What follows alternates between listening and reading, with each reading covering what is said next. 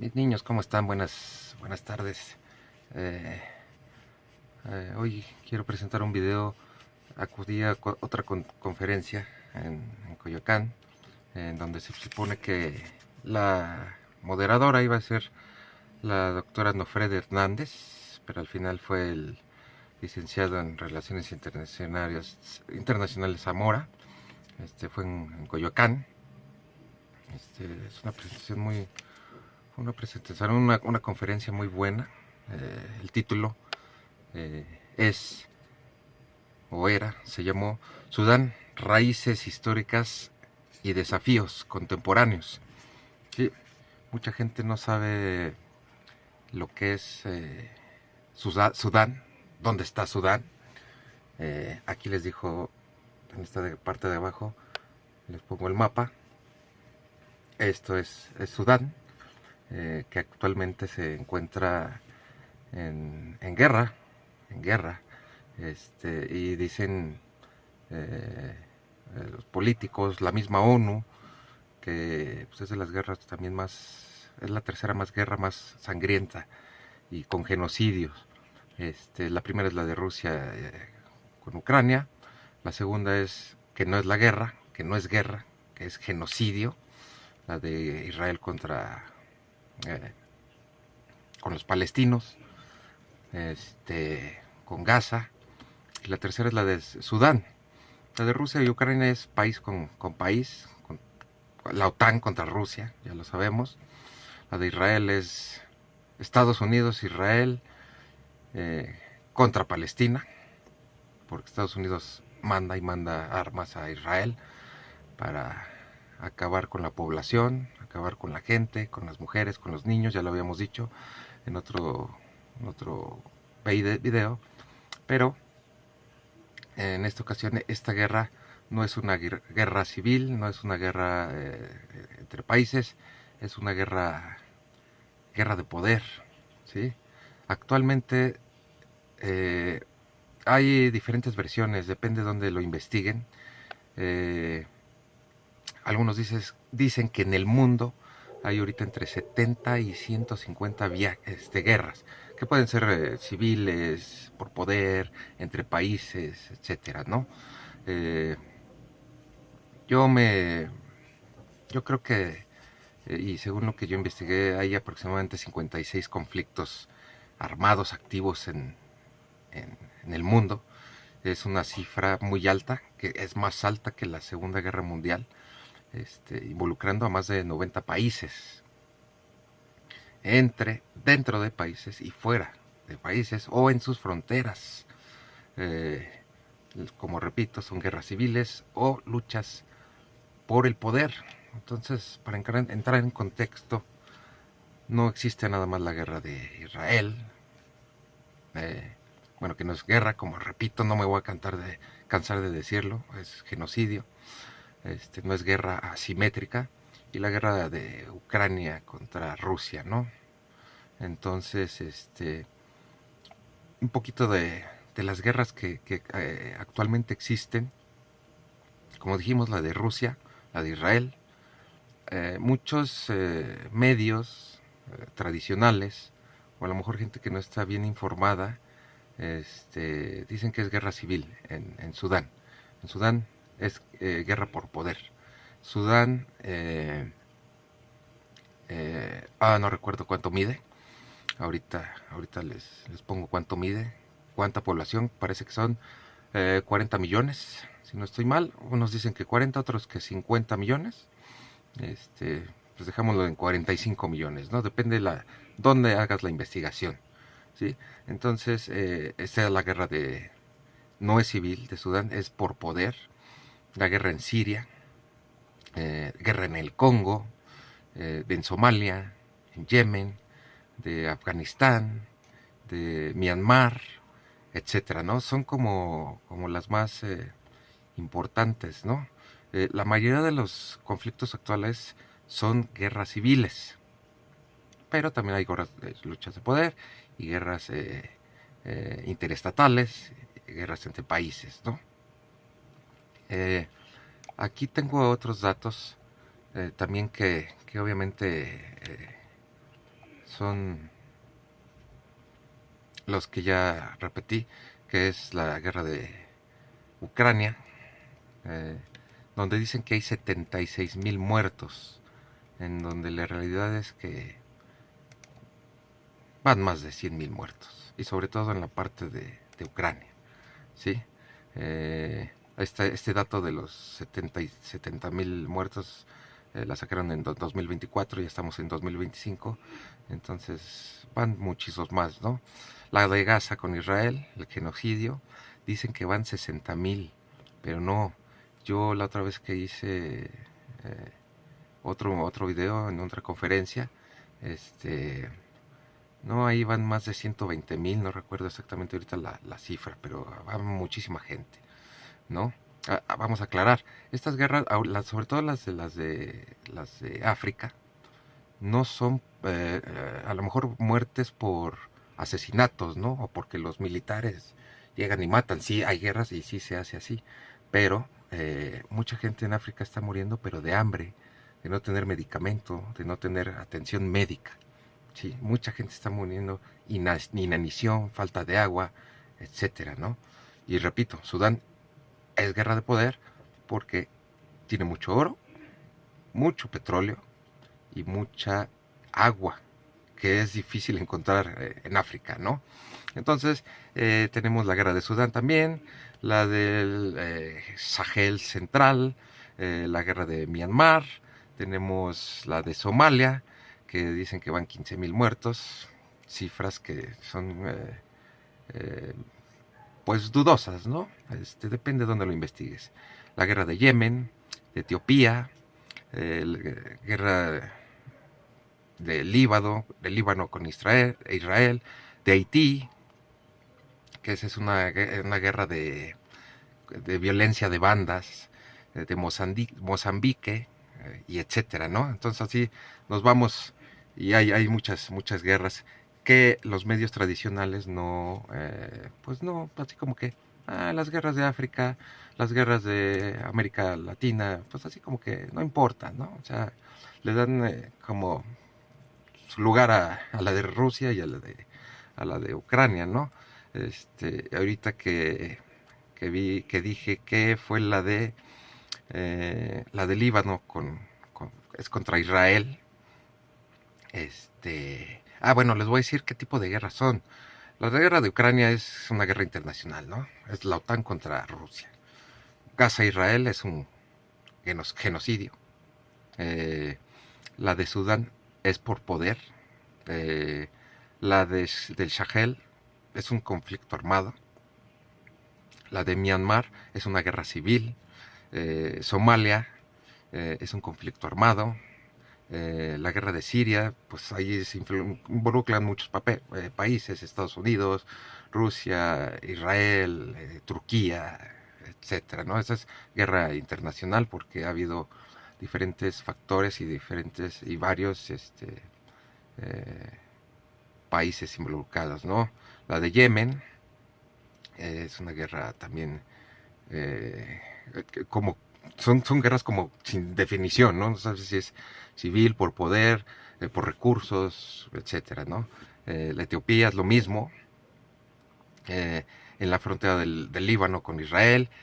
Hablando de Israel, esta es la que yo que decía, porque Israel ha estado en guerra, y es guerra porque se bombardean entre ellos, pero los que más bombardean son los de Israel, a Palestina obviamente, a Siria, a Qatar, que fue el último bombardeo que hubo a esos países de ahí de Medio Oriente, porque dice Israel que, bueno, ahí se habían reunido líderes de Hamas como para firmar o ver un proyecto de paz, pero como Israel vio que fueron a Qatar a esta asamblea como para llegar a un acuerdo de paz, pues bombardeó a Qatar, ¿no? Entonces, el Líbano, Yemen, entonces Israel está en conflicto de entre 5 y 7 países, ¿no?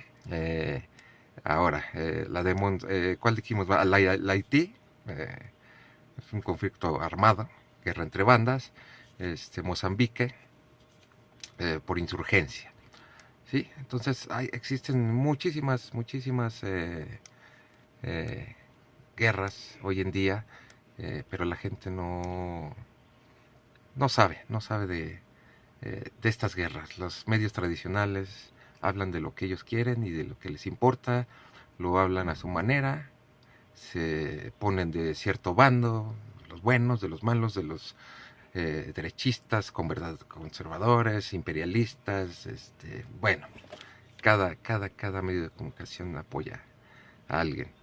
Entonces, rápidamente, bueno, acudí a esta conferencia con con el licenciado Zamora, estuvo muy entretenida. Hablar de la guerra de Sudán involucra mucha historia, porque esta guerra o estos conflictos que ha tenido Sudán en su interior han sido, y a lo mejor también con otros países, pero han sido desde el año 1600. ¿Sí? Entonces, siempre ha habido guerras, como sabemos, ¿no? Igual que en Palestina, Israel, en Medio Oriente, ha habido guerras desde años antes de Cristo, ¿no?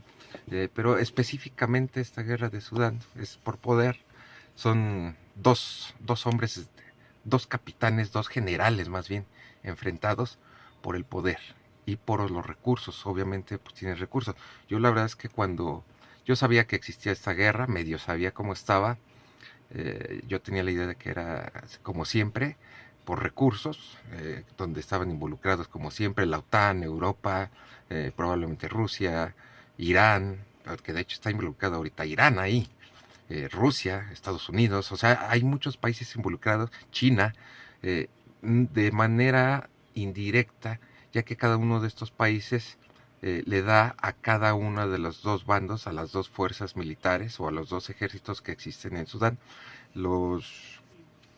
les mandan armas, les mandan tecnología, les mandan, no sé, apoyo de diferente manera, ¿no? Igual que en la guerra de Ucrania y Israel y todo eso. Pero acá como que hay eh, hay igual cantidad de países involucrados, pero como que no se sabe, ¿no? Quién está mandando qué y quién está, digo, sí se sabe quién está apoyando a quién, ¿no? Pero bueno, es un resumen rápido de esta guerra. Esta guerra es de estos dos generales. Dice, lo que investigué es que estas dos personas, son los dos hombres pues, más fuertes de Sudán, ¿no? Eh, Estos dos generales habían compartido el poder tras la caída de la dictadura, que duró 30 años, de Omar al-Bashir. Uh-huh. Esto fue en el 2019. Cada uno de estos generales decidió hacerse con el control absoluto, con redes militarizadas propias y divergentes apoyos internacionales.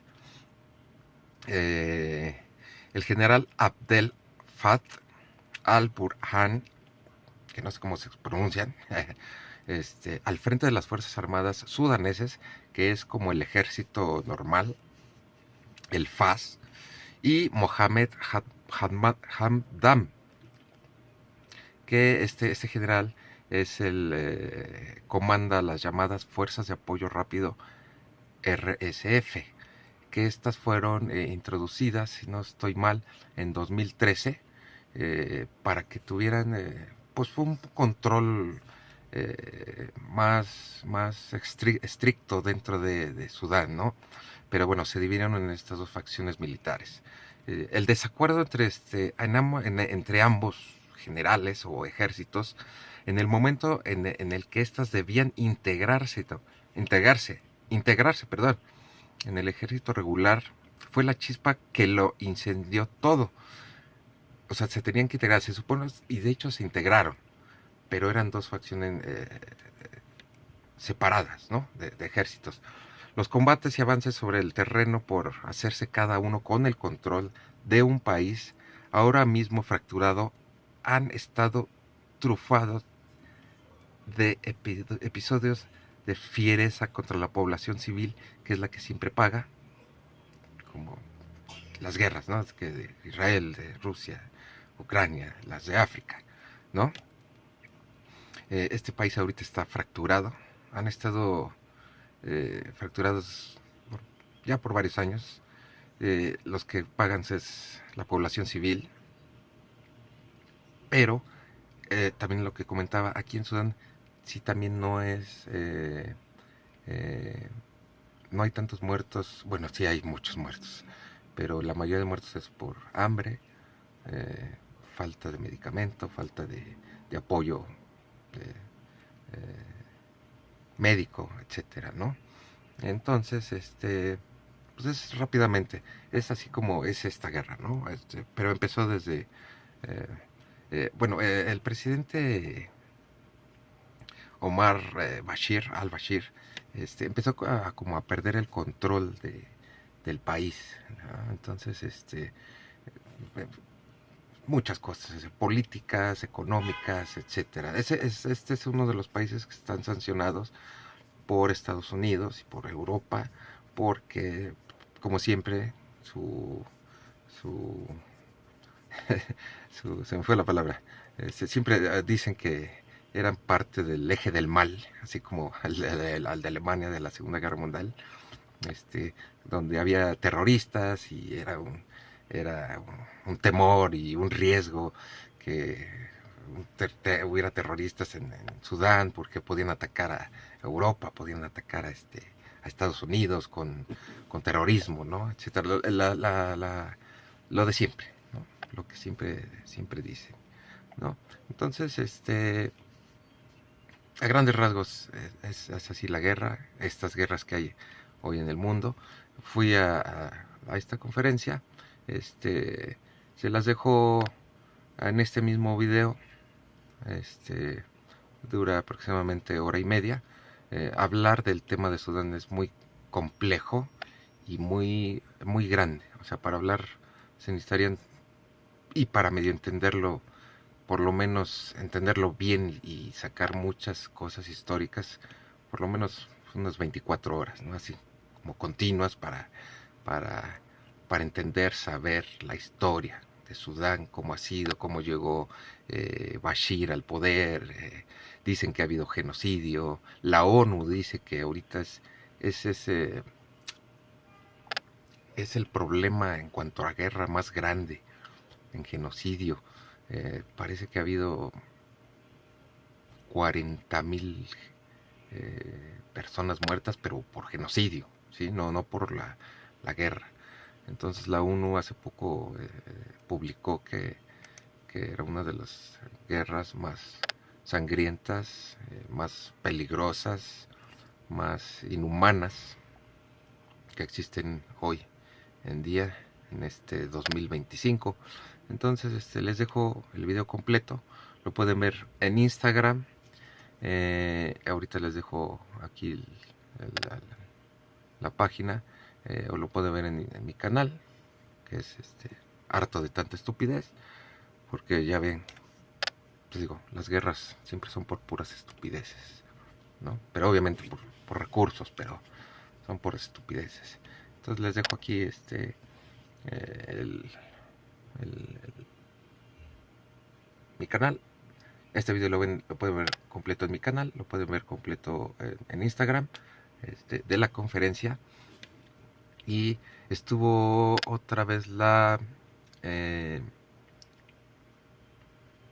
familia de refugiados de Palestina, la familia Bet. Estuvo nada más el hermano de ahí se me fue el nombre. Bueno, estuvo el hermano. Nos prepararon, ya tenían preparados unos, otra vez, como tipo burritos, pero estaba muy grande, estaba muy bueno. Tenía pollo, tenía col, cebolla morada, con morada y algunos ingredientes ahí extras. Estaba muy bueno, con uno solo me llené, estuvo muy bueno. La verdad es que nos lo regalaron. No sé quién o quién les haría la compra para que estuvieran ahí. Nos regalaron café, el burrito ya cuando acabó la conferencia. Y bueno, estuvo muy buena. Entonces les dejo aquí la, eh, la introducción, y toda la conferencia de la guerra de Sudán. Chao. Hola mis niños, hoy me encuentro en la conferencia que va a otorgar la doctora Nofret Hernández Vilchis. El tema es la guerra en Sudán, raíces históricas y desafíos contemporáneos. Ya va a empezar la conferencia, ahorita les hacemos un resumen y les dejo el video completo de la conferencia. Gracias, chao. Bueno, y recordemos que en este momento en el mundo hay más de 20 guerras asimétricas, guerras civiles, políticas, etcétera, ¿no? Entonces, esta de Sudán es como de las más importantes, como la de Israel, que no es guerra contra Palestina, eso es genocidio, y esta de Sudán ha habido también genocidios, están involucrados varios países, como siempre Rusia, Estados Unidos, Arabia Saudita, Turquía, entre otros, ¿no? Sudán es uno de los países que tienen más oros en el mundo, entonces, como sabemos, siempre explotan los países africanos por recursos, ¿no? Entonces, colinda con el Mar Rojo, que esa sería la tercera ruta más importante de importación en cuanto a embarcaciones. Entonces, muchos quisieran o quieren estar en Sudán. Rusia quiere poner una base naval. Entonces, pues vamos a ver cómo acaba esta guerra. Luis Alonso Zamora, a quien voy a presentar. Él es licenciado en Relaciones Internacionales por la Universidad del Valle de México, Campus Tlalpan. Hizo una maestría en Estudios de Asia y África con especialidad en África por el Colegio de México, y su tesis se titula Los pastores Masái y las políticas coloniales y postcoloniales sobre la propiedad de la tierra en los siglos XIX y XX. Las líneas de investigación se enfocan en identidad, cultura, movilidad, política, resistencia de las sociedades pastoriles en África Oriental, sobre todo en Kenia y Tanzania. Ha sido analista para programas de las comunidades mexicanas en el exterior, en la Dirección General para América del Norte, cuando esto existía, en la Secretaría de Relaciones Exteriores, y también ha sido docente en la Universidad del Valle de México, en el Tecnológico de Monterrey, en la Maestría de Geopolítica del CESNAM, y ha participado en varios congresos de la MEI. Siempre escoge los mejores destinos, como MEI de Cancún, y hoy nos va a presentar la guerra en Sudán, raíces históricas y desafíos contemporáneos. Muchas gracias. Gracias, buenas noches a Terra Mutua por la invitación, que se abran estos espacios que son tan necesarios. Muchas gracias a todos y a todos por asistir. Está bien el timbre de voz, si quieren que hable un poco más fuerte me dicen, pero está bien, me escuchan. Y sí, efectivamente, nuevamente agradecer a Soraya, a Fred, Gerardo y al grupo que se formó aquí, que es un lugar muy bonito, muy íntimo, y siempre agradecer estos espacios para estas pláticas tan necesarias, que urge un poco matizar lo que ocurre en el continente africano, que normalmente pues está lleno de estereotipos, y si a eso le sumamos lo que desinforman en ocasiones los medios masivos de información, pues muchas veces nos quedamos solo con una parte de la película. Entonces qué bueno que se hagan estos espacios para darle más matiz y no quedarnos con estos reduccionismos culturales sobre el continente. Y bueno, creo que es un tema muy pertinente ahora que se ha desatado. Ya había, desde 2023, en abril, se desató una guerra. Yo solamente digo la guerra porque muchos medios lo manejan como una guerra civil. No es para nada una guerra civil, es únicamente un conflicto entre dos generales por hacerse del poder y los recursos de la nación. No, ni siquiera hay grupos rebeldes, y la población está en medio sufriendo los embates y los caprichos de dos tipos que únicamente buscan repartirse el pastel. Y que bueno, este conflicto, si bien llegó a coincidir también con la guerra en Ucrania y el genocidio en Palestina, pues sí, lamentablemente este conflicto y otros pues han sido arrojados a la irrelevancia. Entonces creo que sí es necesario un poco hablar sobre estos temas, y sobre todo, bueno, aquí ya no coloqué la diapositiva, hay una conexión también muy importante, simbólica, entre Palestina y Sudán, ya que después de la guerra de junio del 67, en agosto de ese año se llevó a cabo la cuarta cumbre de la Liga Árabe. Ahí Sudán fue la sede, y lo importante es que en esa cumbre se adoptó el principio de los famosos 3 nos: la no negociación, no paz y no reconocimiento del Estado de Israel. Asimismo, también pues se abocó a la causa palestina. Entonces, por eso simbólicamente Sudán tiene una conexión muy fuerte con la causa del Estado palestino. Y bueno, un poco de los contenidos que vamos a ver el día de hoy: un contexto general del conflicto, seguido por una radiografía de Darfur. Me voy a enfocar en Darfur porque, bueno, eso creo que a partir de la toma del Fasher, de la capital de Darfur Central, fue cuando empezó ya a circular más la violencia en los medios. Pero ya estamos hablando que venían más de 2 años de conflicto, y que el Fasher ya venía sufriendo un sitio de más de 500 días por parte de las fuerzas de apoyo rápido. Y bueno, ya posteriormente hablaremos del desafío de la construcción estatal e identitaria del Estado sudanés, que es muy importante e incide directamente en esta crisis política y social que se está desatando en aquella región. Y finalmente, los retos a futuro. Pues bien, vamos a dar inicio con el contexto de la República de Sudán. Estamos hablando de un estado que hasta el 2011, con la separación de Sudán del Sur, era el estado más grande del continente africano. Pero bueno, es un estado que pareciera que está en África del Norte, pero realmente dentro de la Unión Africana, y para los estudios africanos lo tomamos como parte de la dinámica del África Oriental, por la posición que tiene, una conexión directa entre el Cuerno de África, África Central también, y el norte de África. Y bueno, si les gusta la vexilología, que también nos dice mucho de lo que representa un estado, la bandera inferior representa la bandera que se adoptó en la independencia.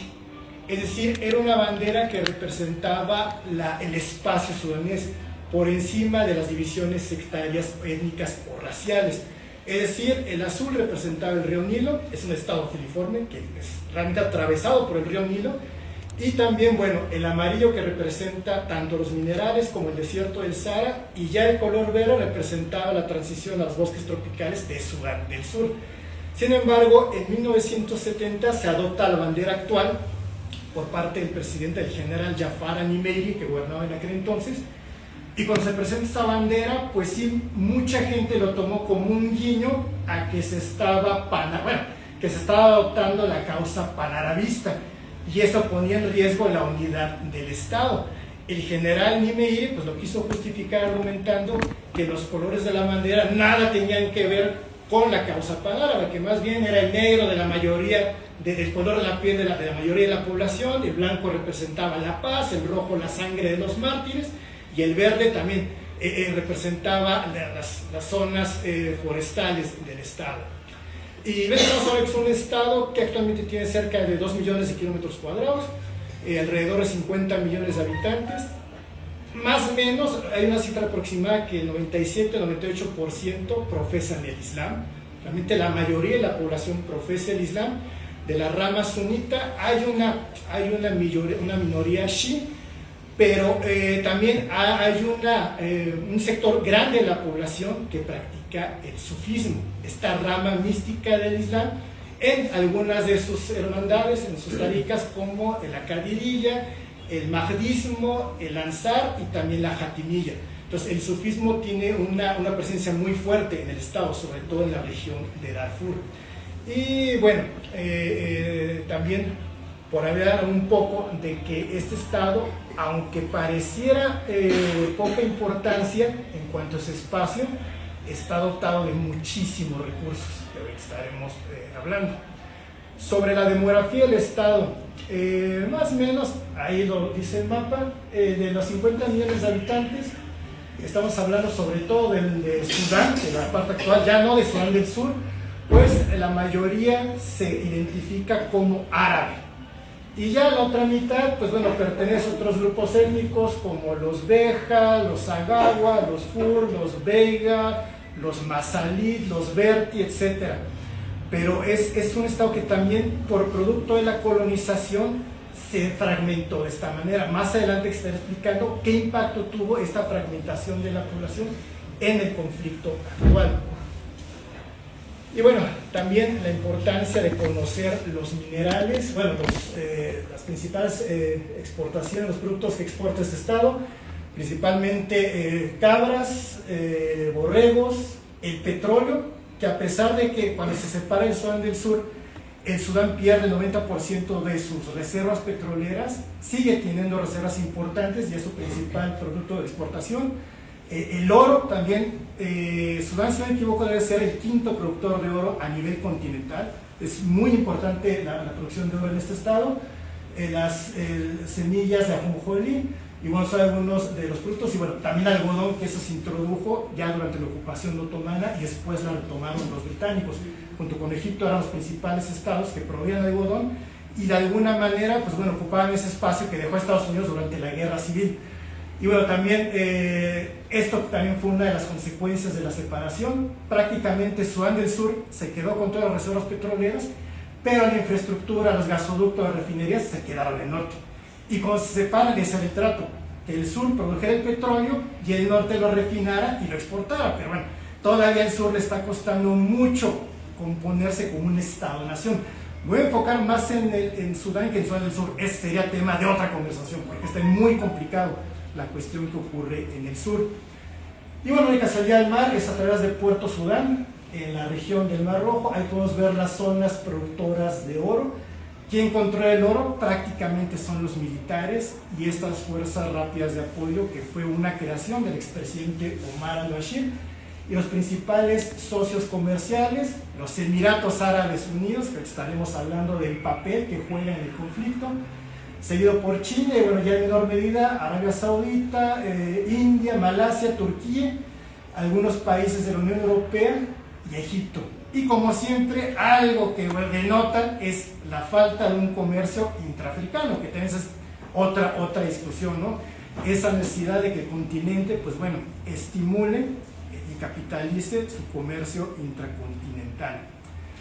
Y bueno, yo tomo como una categoría analítica para entender este conflicto una propuesta de Martin Boas, especialista en seguridad de origen noruego, que él habla sobre el ambiente propicio. A veces se nos olvida que el Sudán también es parte de la línea saheliana. Prácticamente se desarrollan esas mismas dinámicas, como en la zona occidental, donde está Burkina Faso, donde está Mauritania, Mali, Níger. Sudán también es parte del Sahel, y él utiliza este concepto de un ambiente propicio para crear el caos. Entonces, según este autor, ese ambiente propicio la definimos como una área geográfica donde existen unas condiciones socioeconómicas que por una combinación de factores específicos se crea una situación de violencia extrema y que ocurren diversas formas y manifestaciones. Ahora bien, ¿qué factores inciden en ese ambiente propicio?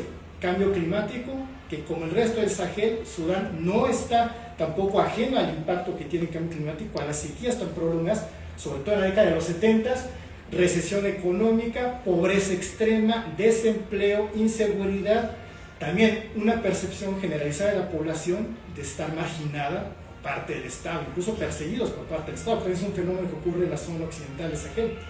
Y también, bueno, a eso se le suma una aplicación de mano dura por parte de las fuerzas de defensa en operaciones de seguridad, como ocurrió con Francia, Rusia, la MINUSMA en la zona occidental, y aquí por las operaciones llevadas a cabo por el gobierno sudanés, por las fuerzas rápidas de apoyo, y bueno, los socios que los apoyan, como Egipto, Arabia Saudita, el caso de los Emiratos Árabes Unidos.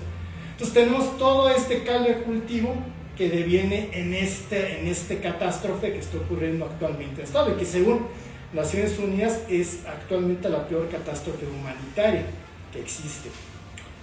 Pero bueno, vamos con los antecedentes de la actual guerra civil. Lo pongo entre comillas, ya mencioné por qué no se debe catalogar como una guerra civil. Prácticamente es una guerra entre dos generales desafectos.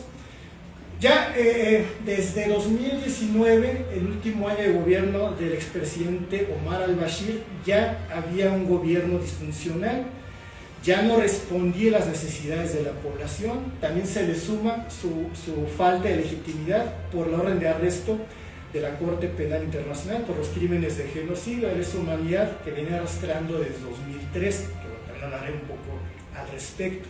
Entonces eso le fue mermando en su imagen, en su poder, en su posición como un líder de este Estado. También algo que se viene arrastrando es una dolencia constante de este Estado, es la ausencia de consensos en la construcción nacional. Desde su independencia han tratado de seguir una agenda ya sea arabista, una agenda islamista, otra panafricanista. El caso es que no se han puesto de acuerdo en cómo gobernar este Estado. Entonces eso también incide en el conflicto. También una crisis económica que se viene arrastrando desde la crisis de 2007, y a eso se le suma las sanciones económicas impuestas por Occidente desde que George Bush lo puso en la lista de estados que patrocinaban el terrorismo. No es ajeno, en los 90 Bin Laden pasó un tiempo en Sudán, ahí, de hecho, con beneplácito del gobierno, llegó con muchísimo dinero, invirtió en sectores estratégicos, y esa paz que recibía Bin Laden por parte del gobierno le permitió institucionalizar a Al-Qaeda. Y a eso también, pues, Estados Unidos acusó a Sudán de haber colaborado en el atentado al destructor, se me olvidó el nombre de este destructor, en el 2000 que estaba apostado en Yemen. Entonces, a partir de ese atentado terrorista perpetrado por Al-Qaeda, a Sudán también se le acusó, y bueno, ahí fue incluido en la lista de estados que patrocinaban o que son un refugio para el terrorismo. Y bueno, también el coste de la vida, un incremento en los precios de los combustibles, de los bienes básicos como el pan, o sea, simplemente el pan, la leche, era muy caro y era inaccesible para la población. Y algo muy importante es este desmoronamiento, el US Call, ese es el nombre destructor, y el desmoronamiento del Estado profundo, que para los estudios de África, el Estado profundo tiene que ver con la figura del llamado Big Man, el hombre fuerte que gobierna en África. Que desde el punto de vista de François Bayarte, este politólogo francés, ese hombre fuerte es que gracias a su carisma y liderazgo prácticamente sostiene un Estado. Lo que no sabe es que en el Estado profundo, que han propuesto otros autores, es de que se necesitan afianzar redes clientelares que realmente sean leales a ese Big Man, si no el Estado se desmorona. Entonces ya para 2018-19, ya todas esas redes clientelares, esos actores generales muy cercanos a Omar al-Bashir, ya prácticamente le estaban dando la espalda. Entonces ya su liderato estaba muy menguado. Entonces a eso también pues, se le suma junto con la crisis económica y las sanciones, pues ya una ilegitimidad a este gobierno. También los acuerdos de Abraham que había impulsado Donald Trump en su primer periodo de gobierno para normalizar las relaciones con el Estado de Israel. Que bien, finalmente Sudán prácticamente se le obligó a asignar ese acuerdo con la condición de borrarlo de la lista de estados que patrocinan el terrorismo, pero también con la condición de que pagara reparaciones económicas a los familiares de las víctimas del US Call, que si no me equivoco fueron cerca de $300 millones. Para un Estado que en ese momento estaba atravesando una crisis económica, era un golpe muy muy fuerte en sus arcas. Pero bueno, eso fue una condición para que el Sudán comenzara a recibir inversión extranjera, que tanto necesitaba el gobierno. Y bueno, también algo que es muy común no solamente en Sudán, sino en muchos estados de África, es el poder que han acumulado las Fuerzas Armadas de Sudán y a su vez las Fuerzas de Apoyo Rápido. Desde su fundación como un estado independiente, Sudán ha tenido muchos altibajos, ha sido gobernado por juntas militares, y desde los 30 años que gobernó Omar al-Bashir, prácticamente el ejército tiene el control de sectores estratégicos de la nación, como el acceso a los minerales, sobre todo el oro, al petróleo, al comercio, a las comunicaciones. Entonces también eso nos dice el por qué no quieren soltar el poder. Ellos han prácticamente amasado el poder en torno a sectores estratégicos de la economía del Estado. Pero bueno, ¿cómo llegamos al final del expresidente Omar al-Bashir después de 30 años de gobierno en 2019? Ocurrió este fenómeno que tiene que ver mucho con esto de la generación Z, que tal vez empezó en 2011 con la primavera árabe, jóvenes desafectos, muy decepcionados de sus gobiernos que habían prometido liderazgo, bienestar, todos fallaron. Entonces, en el caso de algunos estados de África, como Marruecos, Argelia y Sudán, hubo este fenómeno de demostraciones populares. En 2019, en el caso de Marruecos, mayores reformas, Argelia, evitar que el nonagenario Abdelaziz Bouteflika se presentara nuevamente a elecciones, que están en silla de ruedas, y Sudán, precisamente por el coste de la vida, el alto coste de los combustibles y la canasta básica. Entonces, al igual que ocurrió en el norte de África, se empezaron a convocar los jóvenes a través de las redes sociales, y a ellos se les sumaron, evidentemente, pues sindicatos de médicos, de maestros y de sectores de la economía.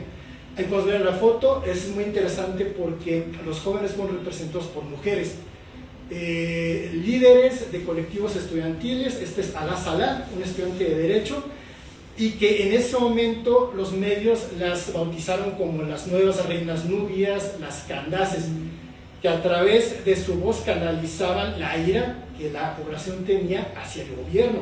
Se han hecho tora, ¿no? La revolución. Y bueno, el gobierno, como era esperarse, respondió de una manera muy violenta, como ocurrió en Madagascar hace poco. Finalmente, ante esta imagen tan desgastada, tan mancillada que tenía Omar al-Bashir, sus propias fuerzas armadas le asestaron un golpe de Estado, y eso abrió pues una posibilidad de allanar el camino para finalmente regresar el poder a los civiles. Eso que hace tanta falta en África, como dice Masrue, romper el poder del arma en África. Y bueno, aquí está esta cuestión, perdón que me levante. Estamos hablando que en 2019, finalmente en abril, este personaje, Omar Hassan Ahmad al-Bashir, finalmente llega a su fin del gobierno por un golpe de Estado, también por la presión popular perpetrado por el que fuera su comandante en jefe de las Fuerzas Armadas, el general Abdel Fattah al-Burhan, y a la par también de Mohamed Hamdan Dagalo alias Hemeti. ¿Quiénes son las fuerzas de apoyo rápido?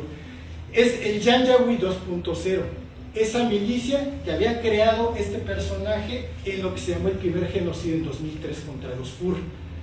Un grupo principalmente de pastores de camello, de ganado, que supuestamente, hablaré un poco más al respecto, llevaron a cabo las atrocidades en contra de las poblaciones de Occidente, del país. En 2013, como ya había acumulado tanto poder, o sea, había consentido este personaje, Hemeti llevó a cabo un amotinamiento pidiendo un reconocimiento institucional. Si no obedecía a sus caprichos, pues bueno, lo amenazaban con un golpe de Estado. Finalmente, Omar al-Bashir en 2013 accedió y se crearon las fuerzas de apoyo rápido, con Hemeti a la cabeza. La mayoría de las fuerzas que componen a las fuerzas de apoyo rápido es gente de Darfur, pero que se identifican como árabes, de la tribu Riseigat. Entonces, pues, prácticamente lo creó como una fuerza de apoyo, como un contrapeso, para que ante un eventual golpe de Estado de las Fuerzas Armadas, ellos se lanzaran a defender a Omar al-Bashir. Al final, Hemeti traicionó también a Omar al-Bashir, y bueno, se lleva a cabo el golpe de Estado, y entre esos dos personajes quedan el Consejo Soberano de Transición. Muy interesante porque era un consejo representado tanto por militares como por civiles, para llevar a cabo los cabildos y finalmente pues crear las condiciones necesarias para un gobierno civil. Interesante porque en ese Consejo Soberano de Transición, en esa ala civil, estaban representados incluso hasta mujeres cristianas y musulmanas. Entonces eso generó mucha expectativa para finalmente que los civiles se les depositara el poder.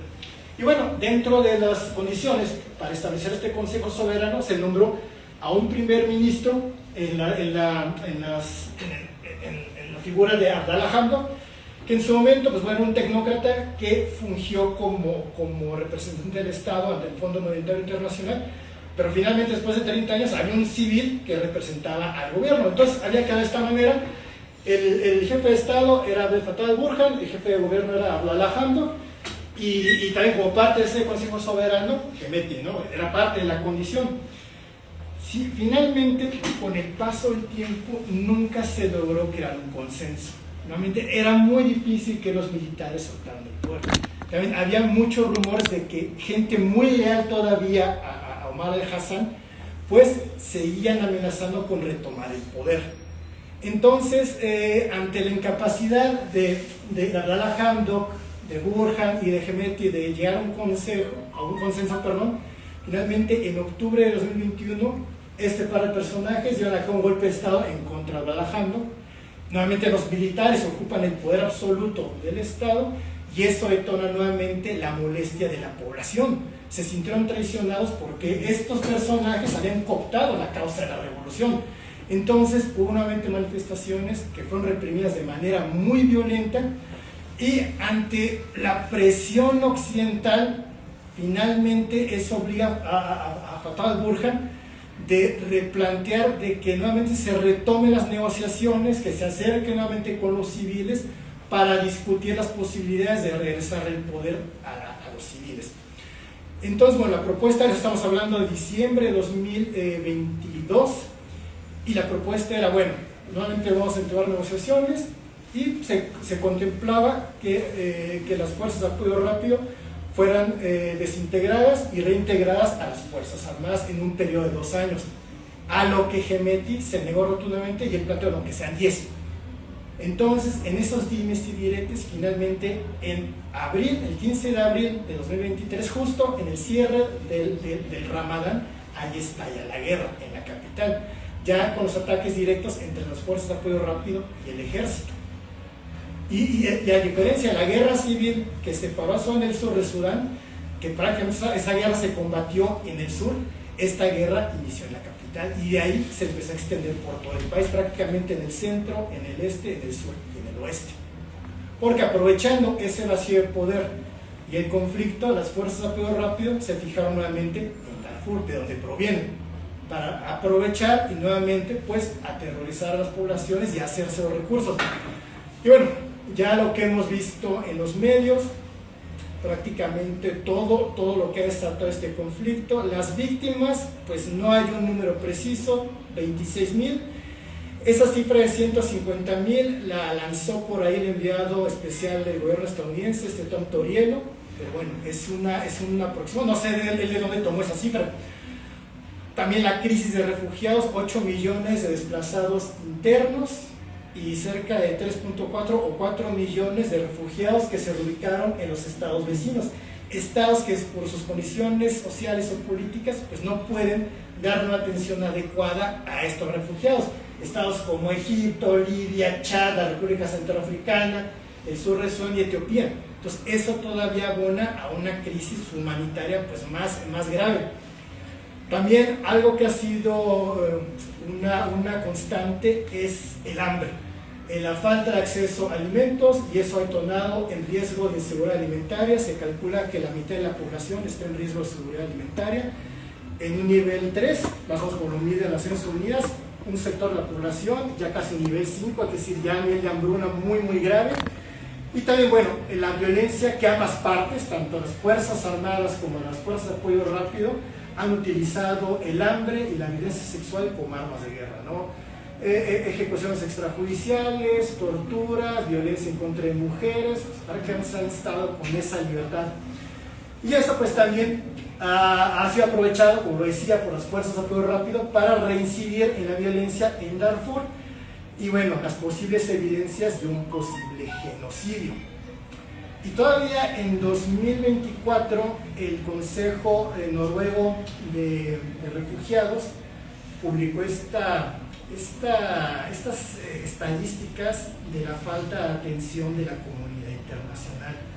O sea, en aquel año, de los 10 conflictos más catastróficos, Sudán ocupaba el número 10 en cuanto totalmente a la falta de atención por parte de los medios de comunicación, el financiamiento de la ayuda humanitaria, menos del 50% de lo requerido, y prácticamente pues nula, despreciable, el involucramiento de la comunidad internacional para tratar de resolver ese conflicto. En el reporte del año anterior, Sudán ni siquiera aparece. El primer lugar lo ocupaba Camerún. Entonces esto puede hablar de cómo la comunidad internacional prácticamente pues, ha arrojado la indolencia a esta crisis política y social. Y bueno, también como consecuencia de este conflicto, el miedo que se tiene tanto a nivel continental como internacional es de que el Estado ocurra el mismo destino que Libia, que se separa en dos, Una parte gobernada por el ejército, es decir, la zona central, norte, este y sureste, mientras las fuerzas de apoyo rápidos prácticamente se queden con toda la zona de Darfur. La amenaza que se cierne sobre la provincia de Kordofán, que hace frontera con Sudán del Sur y algunas regiones septentrionales.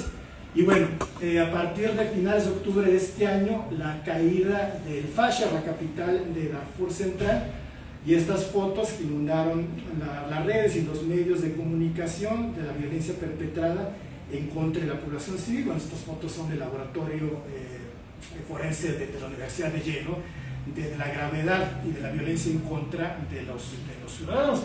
Después de los 500 años de asedio, que finalmente el ejército, el sexto ejército de las Fuerzas Armadas tuvo que abandonar y dejaron a su merced a la población civil. Entonces vamos al siguiente tema, la radiografía de Darfur. Ya voy a enfocar más en Darfur. ¿Por qué de repente tanto Darfur? ¿Por qué nuevamente Darfur vuelve a llenar los titulares? Y esto hay que verlo con cuidado. Para entender dónde estamos ahorita hay que irnos para atrás. Yo tal vez no tan atrás, pero sí nuevamente irnos a este conflicto que aconteció en 2003, lo que fue, digamos, el primer genocidio y toda la campaña global orquestada desde Estados Unidos para salvar Darfur. También hay que siempre poner énfasis en esta relación simbiótica en las comunidades que conforman Darfur y su modo de subsistencia. Estamos hablando de grupos sedentarios que han convivido en una relación simbiótica con grupos dedicados al pastoreo de vacas, de borreos, y también hay en menor medida los llamados abala, que son los pastores de camello, que para los grupos pastoriles de ganado vacuno y caprino y los agricultores, los de camello son los que más dañan con sus animales a los campos, y eso ha creado algunos conflictos intercomunales, pero es histórico, ¿no? Y los bagaras son, como se les denomina, los grupos pastoriles de ganado vacuno. Aquí hay que hacer un paréntesis, tanto los bagala como los abala se identifican como poblaciones árabes. Los sedentarios normalmente son grupos que se identifican más con su identidad étnica.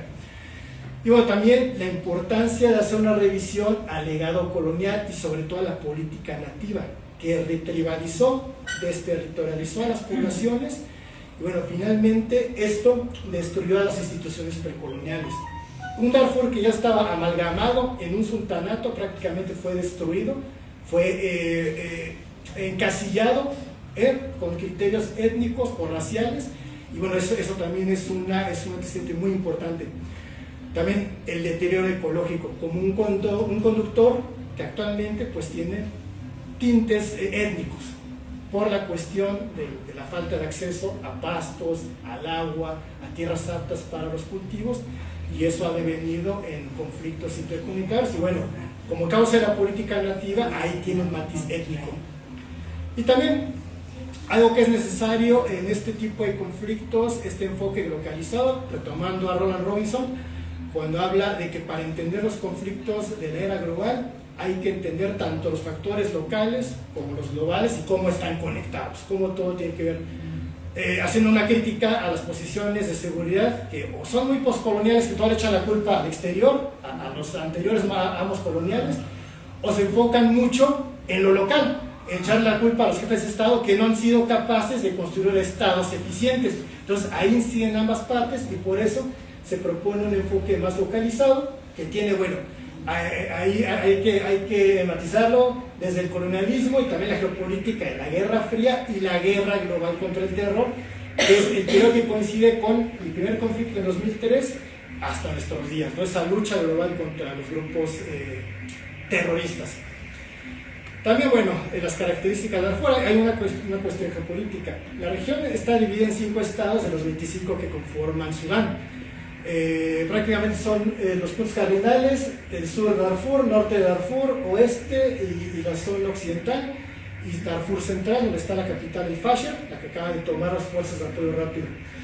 Está dividido en 3 áreas geográficas, y esto es importante. El sistema montañoso Jebel Marra, que domina la zona occidental.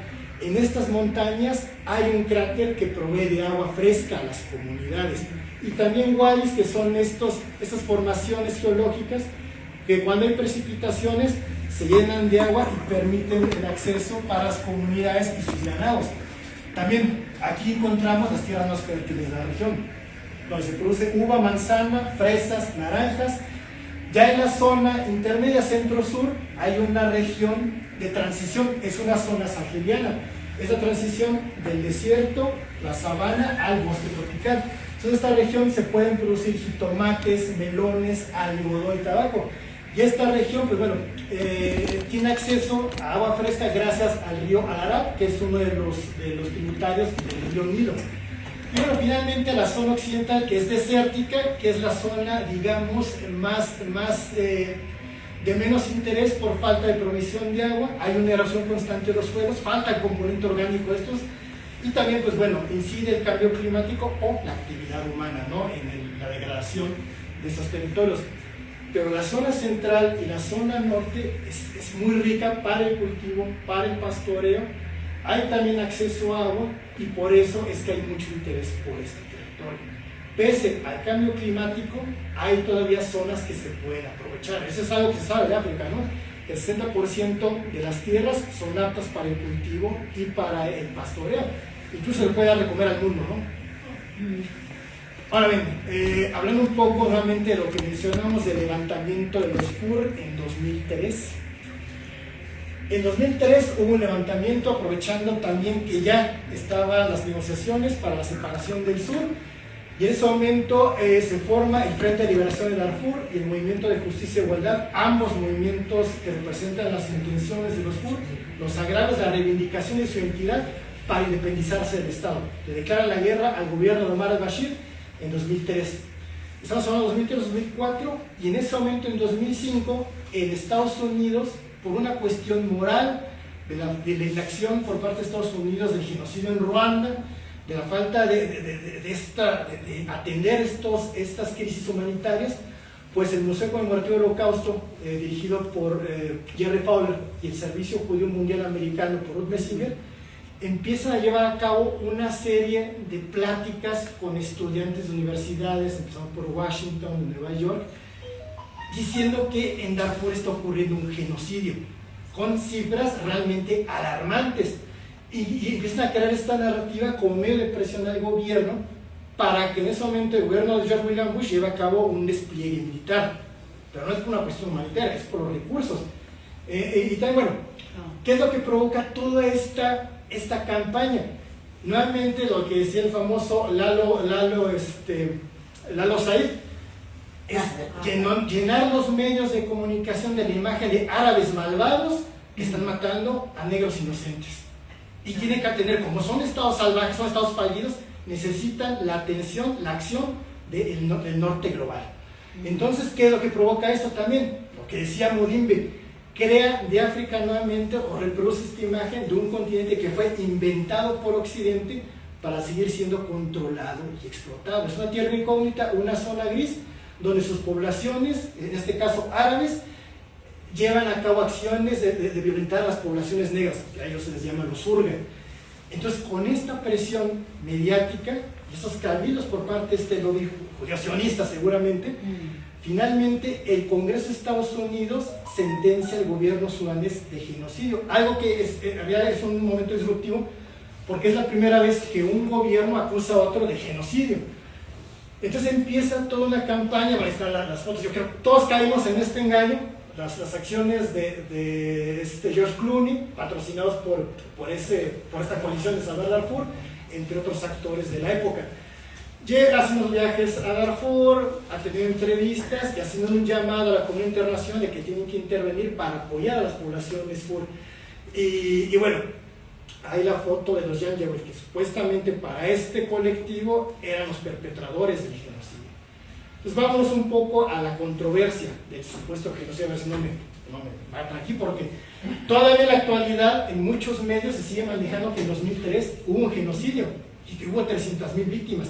Pero bueno, se manipuló muy bien.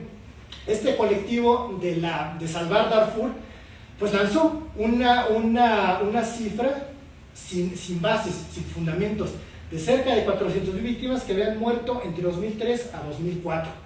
Incluso por 2005, pero ya para 2005 se había comprobado. comprobado que la violencia estaba disminuyendo, que los muertos incluso estaban disminuyendo. Pero bueno, organismos internacionales como la Organización Mundial de la Salud ya había hecho un estudio y en ese mismo periodo había arrojado una cifra entre 50.000 y 70.000, la mayoría víctimas por cuestiones climáticas, no por violencia política. También a eso se le suma un estudio de la propia Oficina de Responsabilidad Gubernamental del Congreso estadounidense, también apoyándose en la OMS y en otros ONGs que no se estaban también apegando a lo que lanzaba este colectivo para salvar Darfur. Y finalmente pues, se encontraron que, bueno, se calcula que fueron 131 víctimas las que habían perecido en ese periodo. Sin embargo, de esas víctimas, ese total, 70% habían muerto por enfermedad o por malnutrición, producto del desastre climático en la región. Pero bueno, ese reporte se le fue enviado al enviado especial de Darfur, el congresista Andrew Naxios, y él cuando presentó este informe, por tanta presión que había por parte de este colectivo, pues no lo escucharon. Él incluso tuvo que renunciar porque congresistas como Biden lo presionaron, es que hay genocidio, es que hay genocidio. O sea, la idea era repetir tanto la mentira de un genocidio que la comunidad internacional lo creyera y de modo de que, bueno, se aprobara esa invasión militar. Y bueno, a esto se le suma la labor de colectivo Save Darfur Coalition a través del soft power de Hollywood para moverle la fibra y sentimiento a la opinión pública y que todos se compraran que efectivamente estaba ocurriendo un genocidio y presionar por intervención militar. De hecho, estos tipos estaban locos. Querían que el gobierno estadounidense implementara una zona de no vuelo que afectaba directamente al envío de ayuda humanitaria. Y bueno, finalmente esto también se tradujo en el final del derecho internacional por la idea de la moral. Imponer la moral, el castigo a un jefe de Estado que ni siquiera tenía intención. Es algo que también se comprobó que nunca existió la intención por parte del gobierno sudanés de querer acabar con los FUR. Pero bueno, eso fue todo este poder discursivo que creó este colectivo para presionar al gobierno estadounidense y que llevara a cabo esa invasión militar. Entonces bueno, este castigo a estados llamados fallidos, forajidos, que están al margen de la ley, en el marco de la guerra global contra el terror, que bueno, en ese momento ya a Sudán se le había puesto en la lista de estados del eje del mal que patrocinaba el terrorismo. Y bueno, y esto nos lleva a este acertijo del Yoruba contra el Surga, el árabe y el negro. ¿Ya te lo veo? Entonces bueno, la cuestión de la identidad. Ya veo. Esta idea es muy ambigua en la zona de Darfur. ¿Quién es árabe? ¿Quién no es árabe? Digamos que los árabes, los que se identifican propiamente como árabes, pues son los que habitan en las regiones centrales, en Khartoum, en el norte, que sí están más vinculados con la tierra, que sí son producto de migraciones, y bueno, que son más sedentarizados. Pero en la región de Darfur sí es muy confuso designar quién es árabe y quién no es árabe. Por testimonios, quienes identifican a los árabes, ya sea porque hablan árabe o porque claman tener una ascendencia árabe por genealogía, que bueno, viene de la Meca o Medina, incluso que provienen de la familia del profeta, o incluso por la colonización, porque ellos sienten que los árabes los invadieron y que los aculturizaron. Pero finalmente hay que entender que la identidad es subjetiva, sobre todo en África, y se da ya sea por adquisición o práctica cultural. Como dice Van Herbeck, el islamizar no significó arabizar, no fue una imposición, fue algo totalmente instrumental y más bien fue una entidad política como producto de la colonización de los británicos. Pero finalmente en Darfur, en esta región, pues también la identidad era muy ambigua, ya que pues, aquellos que se designaban como árabes eran los grupos pastoriles que no tenían un vínculo con la tierra y que era más bien una cuestión comunitaria, porque pues, ellos no están vinculados con la tierra, son grupos nómadas y pues no, más bien ellos se identifican a través de los grupos a los que pertenecen. Y bueno, ya va a empezar a apurar esta cuestión histórica también. En su momento Darfur ya había consolidado, digamos que en su historia moderna, un sultanato. Había dos grandes sultanatos: el sultanato de Darfur, que fue fundado en 1150 junto al Funch. Funch estaba localizado al sur de la capital de Khartoum, en el Sennar, pero a diferencia de la zona del sultanato del Funch, en Darfur era más cosmopolita. Era una sociedad que se conformó por migrantes tanto árabes, tanto por fulanis de África Occidental, por poblaciones del sur. Y gracias a esa riqueza cultural se pudo crear una sociedad mucho más rica, con un bagaje cultural, económico muy interesante, y que ya para este periodo estaba en proceso de centralización. Es decir, ya se había conformado un sultanato, ya se había conformado para cuidar las riquezas que producía ese sultanato, un ejército de esclavos provenientes sobre todo del sur, y que bueno, de ninguna manera esta región fue catapultada o se desarrolló gracias a los árabes, ¿no? Que es lo que normalmente presenta ese mito mítico en la historiografía de la región. Que no haber sido por los árabes, como siempre, ¿no? Gracias a influencias externas, es que eso desarrolló el continente africano. También el periodo de Mahdiyya, que bueno, eso ya obedece o coincide con la caída de los sultanatos del Fush y Darfur en el siglo XIX, con la invasión otomana en 1821, la fundación de la capital Jartum, el periodo llamado Turquía, la figura del llamado Mahdi iluminado, que es un fenómeno totalmente de África Occidental, esto no fue árabe, y que es muy interesante porque ante la imposición de un gobierno extranjero como son los otomanos, que también son impulsados por los británicos, empiezan a recaudar impuestos, quieren también afectar a la población local. Este líder se erige como un iluminado que va a restituir los valores del Islam, lanza una yihad en contra de los otomanos, y en 1885 pues incluso toma la capital de Jartum. Se vuelve un movimiento, sobre todo es interesante que es un movimiento transétnico y sobre todo transreligioso. Hay musulmanes, hay cristianos, hay gente de religión tradicional, porque es un objetivo común. Los otomanos quieren fragmentar este estado. Pero bueno, finalmente los británicos, que en ese momento, después de 1885, ya declaraban el condominio en Egipto y en el Sudán, pues rompen este movimiento. También se debilita tras la muerte del Mahdi en 1885 de tifus, pues el califato que se establece bajo el control del califato de Alá empieza a devenir en un autoritarismo. Hay persecución de los que no quieren seguir los dogmas, los que les dan mano, es una cuestión también política, ¿no? Pero eso es aprovechado por los británicos para organizar una expedición punitiva y finalmente poner fin a este periodo. Y bueno, ya eso es muy importante, esto sí hay que enfatizarlo. Ya con el control británico se crea el Sudán egipcio, y ahora sí viene el objetivo que tienen los británicos de obtener mano de obra para su proyecto de algodón, por el capitalismo, en el proyecto de algodón de Gezira. Y bueno, para eso requieren mayor control de la población. Entonces todo lo que había logrado consolidar el sultanato de Darfur como una suerte de estado centralizado, los británicos lo tienen que fragmentar, tomando o en función de las identidades. Y para eso simplemente esta política nativa, una invención del Estado colonial, también para evitar que todavía hubiera bolsas de resistencia inspiradas en el mahdismo. Era una forma también de romper esa lealtad que muchos le tenían al movimiento mahdista. Entonces, tomando a Mahmoud Mamdani, esta figura lo que hace es depender de las autoridades tradicionales como intermediarios entre las poblaciones locales y el gobierno colonial. Entonces la idea es, hay un nativo que tiene que ser inmovilizado, es tradicional y se debe mover por las leyes consuetudinarias. Esa es la idea. Y tienen que responder de una manera que solamente provean mano de obra y dependen en los líderes locales. Entonces se crean incluso líderes nativos.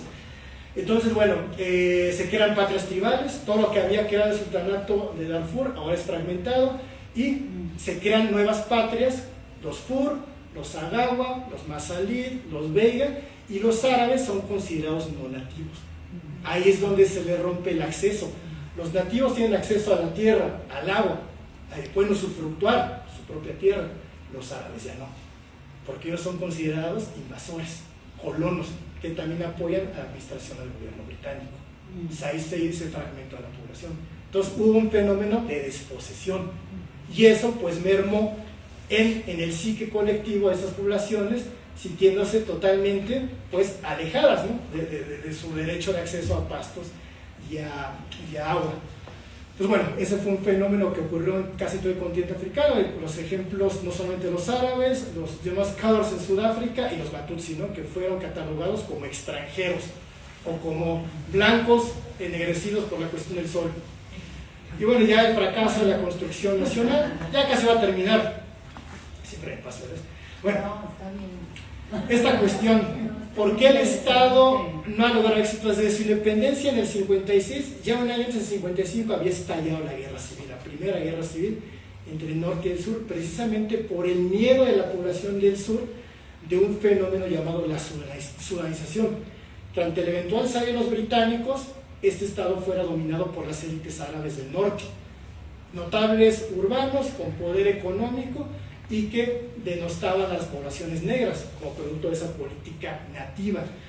Entonces finalmente esos árabes pues iban a tener acceso al gobierno, al ejército, a la policía, al comercio, y eso generó mayor resistencia de las poblaciones orientales, occidentales y del sur.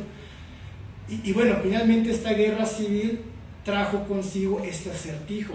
¿Cómo hay que construir este Estado? Como un Estado federado, un Estado unitario, que al final funcionó como un Estado unitario fuertemente centralizado, un Estado secular o religioso, que será también el temor de las poblaciones del sur, que se impusiera una agenda islámica en detrimento de las poblaciones no musulmanas, que era una minoría. Y bueno, el gobierno de Jafar al-Nimeire, general de la imagen superior, que si bien trató de reformar un poco, romper esa destribalización que generaron los británicos, nunca pudo concretarlo precisamente por la guerra civil y por el ámbito de la Guerra Fría, provocaba que estuviera más enfocado en Egipto, en Etiopía, y bueno, también él pues era un fuerte admirador de Gamal Abdel Nasser, tenía la idea también del panarabismo, y también él abogaba por la causa de los árabes. Y también, bueno, esta cuestión, este otro acertijo de cómo tratar de compaginar las llamadas instituciones tradicionales construidas por el colonialismo británico, que le otorgaban más un derecho consuetudinario a las comunidades llamadas nativas, frente a las instituciones llamadas modernas, donde reconocen a ciudadanos del Estado, en donde encajan los llamados árabes, que es una élite, en función de lo que había impuesto el colonialismo británico. Y mientras eso ocurría, Darfur fungió como un estado buffer. Para que me entiendan, Darfur es a Chad y a Sudán como los Kibus e Ituri es a Ruanda y a la República Democrática del Congo. Es una región sumamente implosiva. Durante la Guerra Fría prácticamente esta región se militarizó por los intereses de Chad, de Libia y de Sudán. Fue una zona que prácticamente sirvió como base trasera para grupos de oposición. Fue una zona que se militarizó, se llenó de armamento durante la Guerra Fría. Y en ese periodo surge la figura, estamos hablando ya de los 80, finales de los 80, del famoso Janjaweed, es decir, o los Fursa, estos pastores de camello o de ganado que fueron desposeídos por el aparato colonial y que eran empobrecidos. Entonces, en los 80, ya con el final de la Guerra Fría, se sintieron nuevamente visibilizados para nuevamente canalizar sus agravios. Y bueno, ahí es donde entraron en conflicto en 1987-89 con las poblaciones locales. No era ese miedo de que los árabes se estaban uniendo en un gran frente árabe para sacarnos de nuestras tierras. Eso nadie lo sabe, ¿no? Esta guerra 87-89, que fue una guerra civil únicamente llevada a cabo en Darfur. Se da el golpe de Estado de Omar al-Bashir en el 89 y ya hay un nuevo periodo de paz donde Omar al-Bashir pues trae nuevas expectativas de reformar la nación, pero al final fracasa porque pues él tiene una agenda totalmente islamista. Y en 2003 está ante la guerra civil porque las poblaciones de Darfur se sienten totalmente marginadas de las políticas estatales. Entonces, ya para finalizar los desafíos por delante, la postura de la guerra total entre las partes beligerantes. Hemos llegado al grado, como decía Goebbels, de la guerra total, el último hombre en pie. Han rechazado cantidades de cesas al fuego, de negociaciones. Prácticamente es una guerra fratricida entre un grupo paramilitar y las Fuerzas Armadas. Y bueno, en ese lapso se están llevando por delante a los civiles. Y bueno, esta limpieza étnica con miras a hacer un genocidio en Darfur. Ahora ya creo que se empieza a ver una intención por acabar estas poblaciones, aunque también es muy ambiguo, ¿no? La cuestión de quién es árabe y quién es no. También el fracaso de este grupo de negociación que está mediando de manera diplomática, el Quad, entre Estados Unidos, Arabia Saudí, Egipto y los Emiratos Árabes Unidos. Presentaron una hoja de ruta, un plan de paz que contemplaba un cese al fuego y acceso a ayuda humanitaria restricta. Pero pues eso ha sido duramente criticado porque en este cual están los Emiratos Árabes Unidos, que solo están financiando el conflicto. Entonces, pues prácticamente esta propuesta fue rechazada por las Fuerzas Armadas de Sudán, simplemente porque ahí aparecen los Emiratos Árabes Unidos y no tienen la posición moral para estar proponiendo la paz cuando ellos son los que están financiando este conflicto. También un desprecio, como está ocurriendo en muchos frentes en el mundo, del derecho internacional y humanitario por ambas partes, tanto por las Fuerzas Armadas como por las Fuerzas de Apoyo Rápido, también en connivencia con estados como Irán, como Rusia, como el caso de los Emiratos Árabes, como Egipto, como Gran Bretaña, que también es el que le vende las armas a los emiratíes. Entonces es todo un caos. Y bueno, una ausencia total de rendición de cuentas. Haya salido impune tanto las Fuerzas Armadas como las Fuerzas de Apoyo Rápido por el poder que tienen. Y la inacción, nuevamente, la Unión Africana ante este conflicto, este bloque regional de la Autoridad Intergubernamental de África para el Desarrollo, que está conformado por estados del Cuerno de África y Naciones Unidas, que no sabe cómo resolver este conflicto, y por eso pues se debe proponer un enfoque localizado, digo yo, un método de resolución de conflictos para África desde el punto de vista de Abubakar Ba, que es retomar el rol del Estado, pero también fijarse en estos grupos más de base, de origen, ¿no? Algunos elementos muy tradicionales para mediar conflictos, como es el Yudía, que lo hacen mucho los Fur, las poblaciones consideradas árabes, y el Ayuali, que es esta figura de mediador, una persona que tiene una edad avanzada, que es sabia, que es considerada sabia por las poblaciones locales y que sirve para mediar en conflictos. Pero bueno, simplemente porque es algo muy local, pues muchas veces los desacreditamos.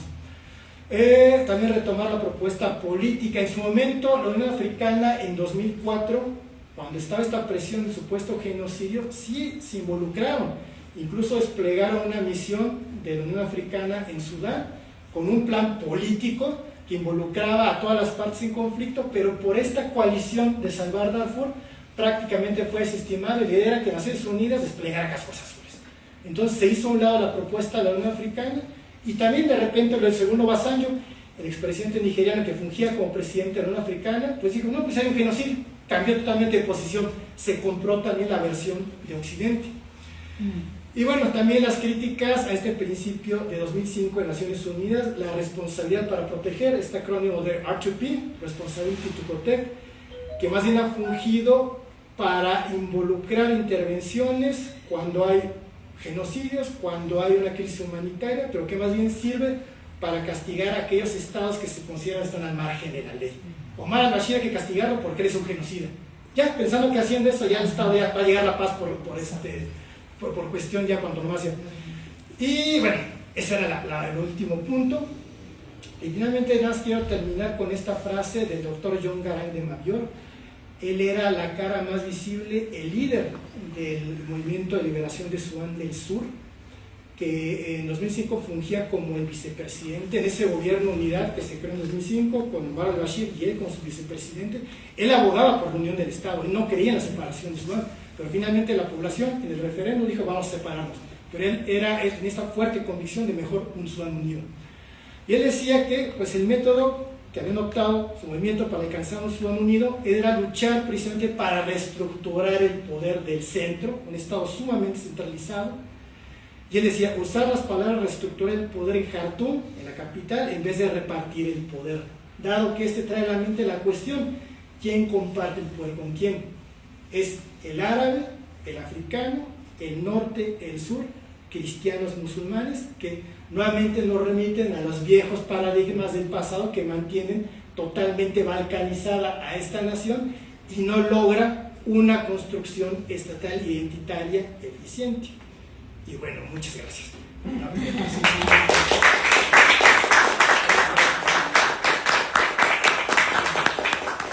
Yo sí voy a dar una síntesis para plantear una pregunta que creo que todos nos estamos haciendo y abrir el foro a preguntas también. Tenemos tiempo.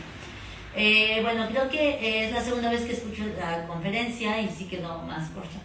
Y me quedan más claras algunas cosas como esto del colonialismo. Pues sí, o sea, el colonialismo también es una cuestión ideológica que sigue estando presente en las poblaciones como la nuestra que fueron colonizadas, ¿no? Y que en este caso pues rivaliza a las poblaciones de Sudán y de Darfur. Pero es que tenemos que también complejizar qué fue el colonialismo. Hay un texto hermoso de una palestina que se llama Shirin Seikali, que se llama Cuestión de Tiempo, A Matter of Time. Son 8 páginas, se los puedo pasar si quieren. Y habla de su abuelo o bisabuelo, que fue educado como médico en Estados Unidos y llegó como parte de la colonia británica a Sudán a ser el médico de los negros, ¿no? Entonces, y después regresa a Palestina en los 40, antes del 48, y en el 48 se queda sin nada. Y entonces él va a las autoridades a tratar de que le expliquen por qué le están despojando de su tierra y de su casa, de sus árboles. Y no entiende cómo es posible que después de haber sido educado por esas autoridades coloniales, en el momento en el que cambian de dueño, o sea, porque Palestina fue colonizada 2 veces, primero por los británicos y luego por los sionistas, y al mismo tiempo, además. Entonces, cuando dejan los británicos Palestina y se convierten en los dueños, ¿no? Entre comillas, los sionistas, ya no puede dialogar con esas autoridades de la misma manera como hacía con los británicos, ¿no? Entonces, de ser un sujeto colonial que ayudó a la colonización en Sudán, se convirtió en un sujeto colonizado que fue despojado de todo y tuvo que irse al Líbano, ¿no? Y lo perdió todo. Entonces, eso a lo mejor en México no sucedió de la misma manera, pero ¿cuántas veces nosotros mismos no tratamos mal a nuestros indígenas, a las personas afroamericanas, a los que vienen de Centroamérica, etc.? Entonces, todo eso es parte de esa colonización que sigue a los musulmanes, a los diferentes, pues, ¿no? A todo eso que precisamente el modelo occidental eurocéntrico nos dice que es salvaje, ¿no? Y eso es parte del colonialismo, ¿no? Que creo que tanto en Palestina como en el mundo, en el Medio Oriente, o Asia Occidental, el mundo árabe, como en África, también es como, o sea, como fueron procesos más tardíos, también es mucho más claro, ¿no? Cómo todo esto sigue afectando. Y entonces ahí me gusta esto de lo local, yo también a veces lo ocupo hay que pensar global, pero actuar local, ¿no? Y esto es, sí, bueno, también ese pasado global de los europeos que colonizaron, pero cómo también eso afectó localmente y cómo localmente podemos deconstruirlo, ¿no? Habló un poco del papel de los Emiratos Árabes Unidos, pero me gustaría saber más y nos puedes dar más. Y esto de la identidad árabe por lengua, por etnia, ¿no? O sea, también si podrías desarrollarlo más. O sea, ¿por qué se está construyendo esta identidad árabe cuando todos son africanos, ¿no? O sea, es por la lengua, por la culturización, por la etnia, ¿no? Que Hassan, Hamdan, ¿no? Mohamed Hamdan, el Megdeti, el Chile, ¿no? De las Fuerzas Rápidas de Apoyo. Hamdan es un apellido que yo conozco de Palestina, no lo he escuchado muy seguido, entonces puede que sí tengan por ahí algunas ligas, ¿no? ¿Por dónde entran las armas? Porque también ya ves que la vez pasada nos habían hecho una pregunta al final que te pasé de Enrique. Que por dónde entran las armas, si hay, o sea, entran por Egipto, por Libia, y también hay un tráfico de armas hacia el otro lado, o sea, que también pasen de Sudán hacia otros lados.